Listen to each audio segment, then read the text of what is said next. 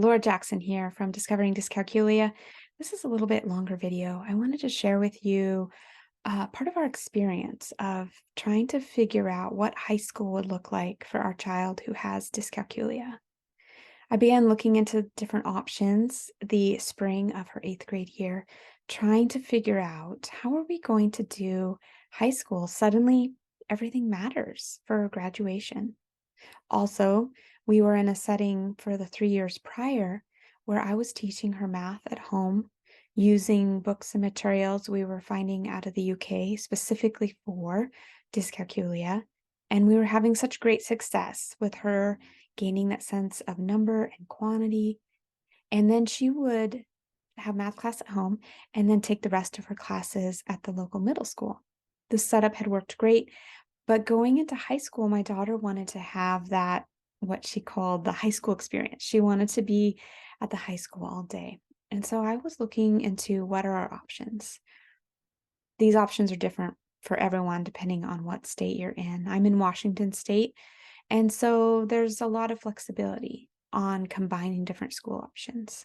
So some of the things I wanted to look into were what would it look like for her to have an IEP, an individual education plan or program at the high school and receive her math education there? So that was one of the options I was looking into. And how I went about that is I set up a meeting with the high school psychologist and we talked about what would that look like. What I learned was my daughter would need an updated educational evaluation by the psychologist, which I expected. It had been more than 3 years since her initial one.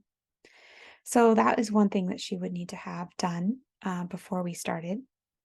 The second, I learned that at this particular high school, she would need to enroll in a special IEP class that all students took, no matter what their IEP was for.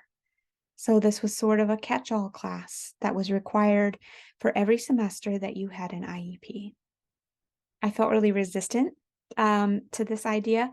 I asked what the class involved, and it was a lot of study skills. This could be great for a student who struggles with study skills, managing their time, getting their work done, being motivated. Those did not fit my daughter. My daughter loves school. She loves learning. She's often bored at school. This is part of her twice exceptionality. She's very gifted in many areas. And so this class did not sound like a good fit, but it was required if you were going to have an IEP.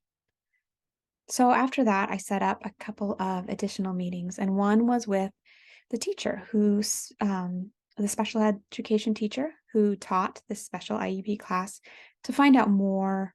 What does this class involve? If we get an IEP, would this be a good fit?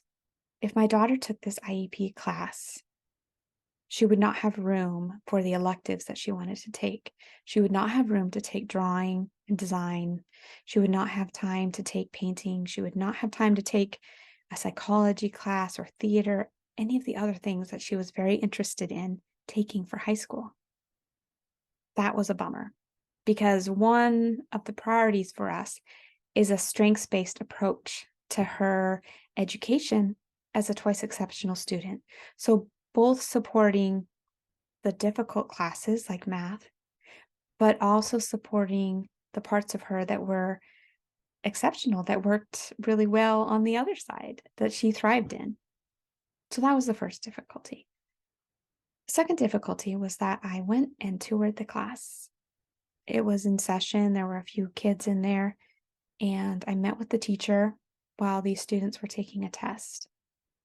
I felt so discouraged by our conversation and actually just bawled on the way home in my car. It was so discouraging in there. I know all special education classes are not like this because we had been in special education for 3 years earlier, but this particular class was so discouraging. I think it was the presence of the teacher who was disparaging of the students that were in it, who responded their questions with sarcasm and annoyance. I thought, there's no way I'm going to put my kid in this classroom.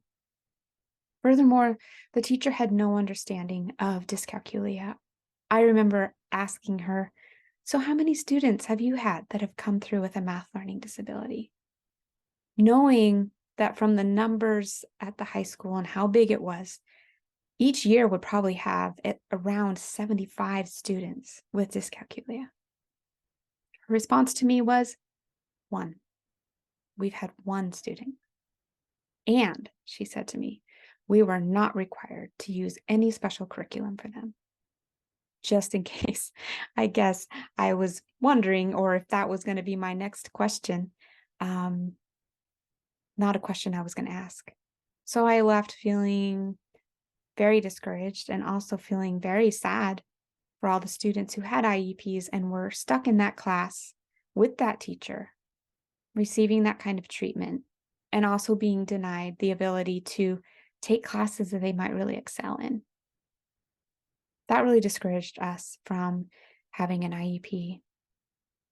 My third meeting was to meet with the math teacher that would be teaching special education math if my daughter had an IEP in math. While this teacher was much more warm and welcoming, it was clear she didn't have any training on dyscalculia. Now, that's not surprising because there's no universities in the US that I know of that are teaching classes on dyscalculia. I asked her which experts she followed, and she mentioned Joe Bowler, who's great, but not specifically for dyscalculia. She's a good math mindset expert, and she has great ideas on creative solutions in math. But these weren't people that specifically understood the nuances of dyscalculia and what it meant to not have an innate sense of number and quantity. So from that meeting, I knew that my daughter, if she had an IEP, one, she would be denied having classes that she was excited about, extra electives. Two, she would be in a classroom for an IEP class with a trauma-inducing teacher. Three, she would have a math class with a teacher who was kind and warm, but who knew nothing about dyscalculia. This did not seem like a good fit. At that point, I felt pretty discouraged and didn't know what we were going to do. We could always go back to the option of continuing our home education math class, and so that was still on the table. However, my daughter was discouraged and disappointed about the lack of options at school. Another meeting I set up was with the regular math teacher who taught a sort of practical take on algebra. He was great, and he had sort of an innate sense of learning hands-on. He had manipulatives that he had created with toilet paper tubes and rocks from the beach, and he showed me some algebraic equations with those physical items. We talked about the students in his classroom, and all the students in his classroom have to be students who are struggling in math. And when he talked about their difficulties, I told him, "You probably have a class that is almost all dyscalculic students." So that was another meeting that was slightly encouraging, that there was a teacher who was warm and engaging and trying new ways to teach algebra, but also discouraging because he didn't know about dyscalculia. I was pretty discouraged at this point, didn't know what we were going to do. And an advisor from our old school suggested I meet with a small high school. It's a public high school, but it's an option school for students who have learning differences and want to learn in a smaller setting. So instead of 1,500 students, this school had around 100. So I met with the counselor there and talked about an option of, what if my daughter attended this school? Even with no understanding of dyscalculia, maybe the smaller setting would fit and work better. That counselor was the first person in the whole process who said to me, who asked the question, if you could have whatever you wanted, given the public school system, what would you really hope for your daughter? What do you really hope for her first year of ninth grade? What do you hope that looks like?